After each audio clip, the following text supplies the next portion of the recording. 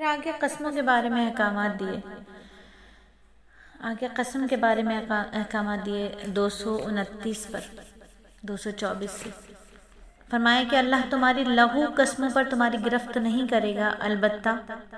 جو قسمیں تم نے اپنے دلوں کے ارادے سے کھائی ہوں گی ان پر گرفت کرے گا، اور اللہ بہت بخشنے والا بڑا بردبار ہے۔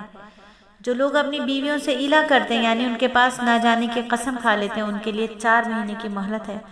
اگرچہ وہ قسم توڑ کر رجوع کر لیں، بے شک اللہ بہت بخشنے والا مہربان ہے۔ اگر انہوں نے طلاق ہی کی ٹھان لی تو بھی اللہ جاننے اور سننے والا ہے۔ جن عورتوں کو طلاق دے دی گئی ہو وہ 3 مرتبہ حیض آنے تک اپنے آپ کو انتظار میں رکھیں، اور اگر وہ اللہ پر اور آخرت کے دن پر ایمان رکھتی ہوں تو ان کے لیے حلال نہیں کہ اللہ نے ان کے رحم میں جو کچھ حمل یا حیض پیدا کیا ہے اسے چھپائیں اس مدت میں۔ اگر ان کے شوہر کے حالات بہتر بنانا چاہیں تو ان کو حق ہے کہ وہ ان عورتوں کو اپنی زوجیت میں واپس لے لیں، اور عورتوں کو معروف طریقے کے مطابق ویسے ہی حقوق حاصل ہیں جیسے مردوں کو ان پر حاصل ہیں، ہاں مردوں کو ان پر 1 درجے فوقیت ہے، اللہ غالب اور حکمت والا ہے۔ تو اگر کسی شخص نے اللہ تعالیٰ نے یہاں پر آیت نمبر 222 سے 227 تک، آیت نمبر 222 سے 227 تک قسم کے بارے میں احکامات جاری فرمائے کہ اگر کسی شخص نے قسم کھا لی وہ 4 ماہ تک اپنی بیوی کے قریب نہیں جائے گا تو 4 ماہ گزرنے کے پر خود بخود طلاق واقع ہو جائے گی، البتہ اگر اس نے رجوع کر لیا تو نکاح باقی رہے گا، لیکن قسم کا کفارہ اس پر لازم آئے گا۔ تو یاد رکھیے کہ سورہ بقرہ میں جتنی تفصیل کے ساتھ طلاق، عدت، رضاعت کے مسائل بیان کیے گئے، اتنی تفصیل کے ساتھ کسی دوسری صورت میں یہ بیان نہیں ہوئے ہیں۔ ہاں جان لینا چاہیے،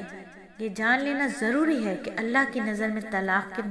قابل نفرت ہونے کے باوجود مخصوص حالات میں مجبوریوں کی بنا پر طلاق کی اجازت بھی دی اللہ نے۔ بعض اوقات میاں بیوی میں سے کوئی ایک ایسا ہوتا ہے، اتنا بد اخلاق ہوتا ہے، بد کردار ہوتا ہے، باغیانہ رویہ ہوتا ہے، اس کی وجہ سے گھر جہنم بن جاتا ہے جہاں سکون نام کی کوئی چیز نہیں ہوتی۔ تو ایسی صورت میں طلاق کے سوا کوئی چارہ نہیں رہتا۔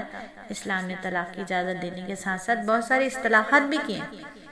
زمانہ جاہلیت میں طلاق کی کوئی حد نہیں تھی، 100 طلاقیں دے کر بھی رجوع کر لیا کرتے تھے، لیکن اسلام 3 سے زائد طلاق کی اجازت نہیں دیتا۔ 2 طلاق کے بعد تو رجوع کیا جا سکتا ہے، مگر تیسری طلاق کے بعد رجوع کی کوئی صورت باقی نہیں رہتی۔ غور سے ترجمے کو دیکھ لیجیے گا آیت نمبر 229 میں کہ اللہ فرماتے ہیں کہ طلاق زیادہ سے زیادہ 2 بار ہونی چاہیے، اس کے بعد شوہر کے لیے 2 ہی راستے ہیں،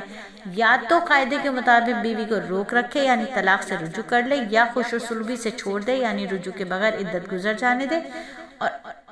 اور اے شوہرو، تمہارے لیے حلال نہیں کہ تم نے ان بیویوں کو جو کچھ دیا ہو وہ طلاق کے بدلے اسے واپس لے لو، الا یہ کہ دونوں کو اس بات کا اندیشہ ہو کہ وہ نکاح باقی رہنے کی صورت پہ اللہ کی مقرر کردہ حدود کو قائم نہیں رکھ سکیں گے۔ اگرچہ تمہیں اس بات کا اندیشہ ہو کہ دونوں اللہ کی حدود کو قائم نہ رکھ سکیں گے تو ان دونوں کے لیے اس میں کوئی گناہ نہیں کہ عورت مالی معاوضہ دے کر علیحدگی حاصل کر لے، یہ اللہ کی مقرر کردہ حدود ہیں، لہٰذا ان سے تجاوز نہ کرو، اور جو لوگ اللہ کی حدود سے تجاوز کرتے ہیں وہ بڑے ظالم ہیں۔ آیت نمبر 229۔ یہاں آ کر اللہ رب العزت نے اس صورت میں یعنی سورہ بقرہ میں طلاق کے احکامات پر بہت زیادہ مفصل کلام فرمایا۔ پھر اگر شوہر تیسری طلاق دے دے تو متعلقہ عورت اس کے لیے اس وقت تک حلال نہیں جب تک وہ کسی اور کے شوہر سے نکاح نہ کر لے۔ ہاں اگر وہ دوسرا شوہر بھی اسے طلاق دے دے تو ان دونوں پر کوئی گناہ نہیں۔ یہاں پھر خلا کے بارے میں بیان فرمایا۔